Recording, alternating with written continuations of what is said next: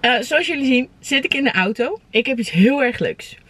Wij hebben de afgelopen maanden een leuke campagne gehad met Autosturm. Waarbij ik een auto kreeg om naar festivals te rijden. Maar ik houd enorm van autorijden. Ik had een beetje het gevoel na de campagne dat ik nog niet het optimale uit deze auto heb gehaald. Dus ik heb Autosturm gebeld. En ik heb gevraagd of ik nog 1 dagje een auto mag komen lenen. Want ik wil heel graag de auto goed testen. Ik ben dol op het programma Top Gear. Ik keek dat altijd. Dat is misschien ook wel een beetje een droom om ooit zo'n programma te maken. Ik heb 0 verstand van auto's.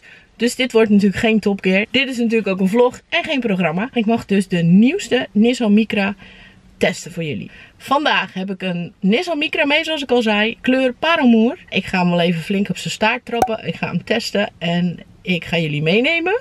Even een noot voor de mensen die verstand hebben van auto's en kijken. Ik heb er geen verstand van. Dus ik noem zoals ik het noem. Ik hoop dat jullie het begrijpen. Als ik dan als eerste een pluspunt mag noemen. Ik hou wel van harde muziek in de auto. En er zit gewoon een speaker bij mijn hoofd. Dat is al pluspunt nummer 1.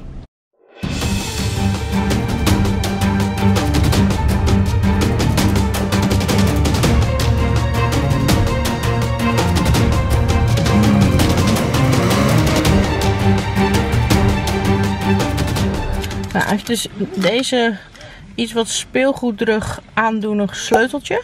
En je hoeft er dus niks mee te doen. Kijk, want ik steek hem nu in mijn zak. En hij maakt vanzelf contact. En dan gaan die open. Nou, in vergelijking met mijn Fiat is dit heel veel ruimte. In vergelijking met onze Station is het heel weinig ruimte. Wat vinden jullie eigenlijk van de bekleding? Ik vind aan zich leer wel heel fijn. Ik vind de kleur ook wel leuk. Ja.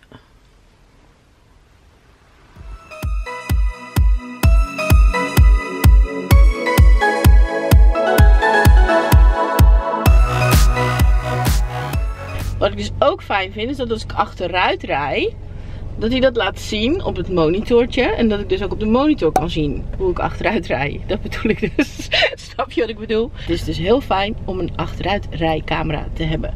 Althans, dat vind ik. Kijk, dit multimedia systeem vind ik super gaaf. Want je kan dus je Spotify erop aansluiten. Ik weet alleen niet hoe. Ik ga me verbinden. Ja, wat praat? Ja, kijk. Krijg je nou een bedoeld ding? Wat zijn ze daar? Dat moet niet poppen. Nou, we staan dus nu in een binnenweg. En ik ga hem heel even op zijn staart trappen. Even kijken of hij een beetje power heeft. Hey, hey, follow me low. Down, down, follow we go. Hey, hey, follow me low. Down, down, follow we go. Now I'm not trying to make this up. I go as darker, the window shut. Oké, ik sta dus nu voor mijn huis. Dus ik ga hem een keer proberen in te parkeren via de camera. Dus niet met mijn hoofd naar achter gedraaid half, maar via de camera. Dat zei ik al.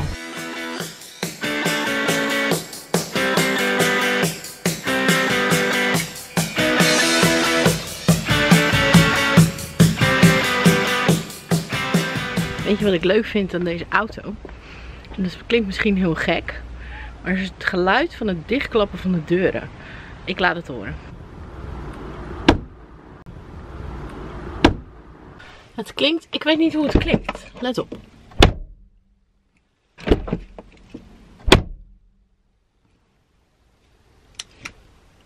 Ik vind het leuk. Ik hou dus van een auto met een boze blik. En deze heeft wel echt een boze blik. Ik weet niet hoe ik het beter uitgelegd krijg dan dat. Wat ik alleen niet snap hier, en dat laat ik ook even zien. Dit. Kijk, dit is je handgreep. Dan kan ik natuurlijk de deur dicht slaan. Maar er zit hier dus een cirkeltje in.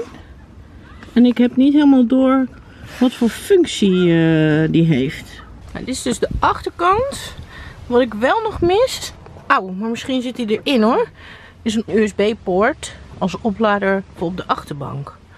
Die ga ik even zoeken. Nee, die is er dus niet.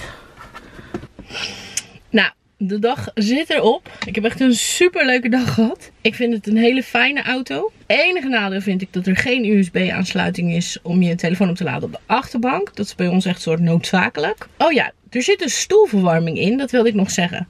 En ik vind stoelverwarming super handig als het enorm hard vriest buiten en ik stap in mijn auto. Maar eigenlijk heb ik een enorme hekel aan stoelverwarming. Want het voelt bij mij altijd net alsof ik in mijn broek heb geplast. Als iemand hem aanzet zonder dat ik het in de gaten heb, heb je ineens iets van, wow, wat gebeurt er? Voor mij is het grootste pluspunt van deze auto dat hij soepel rijdt, dat ik flink snel weg kan. En deze boze boksen hier achter in de stoel. Ja, ik zit weer in mijn eigen auto. Ik ga lekker naar huis. Ik heb natuurlijk niet zelf gefilmd. Mijn man was mee en die heeft de beelden geschoten. Ik wil jullie bedanken voor het kijken. Ik hoop dat je het een leuke video vond. Ik in ieder geval wel. Ik zie jullie snel weer. Doei!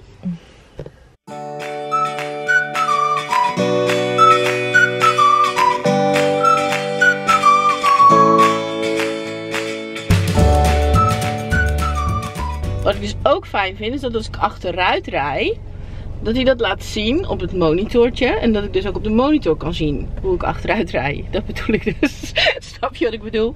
Dat het fijn is om te kijken. Dat je niet dus zo hoeft te rijden. Maar dat je dus op je monitor kan rijden. Het fijn is dat je een achteruitrijcamera hebt. Het is dus gewoon heel fijn dat je een achteruit kan. Ik kan het niet. Ik kom er niet aan. Achteruitrijcamera.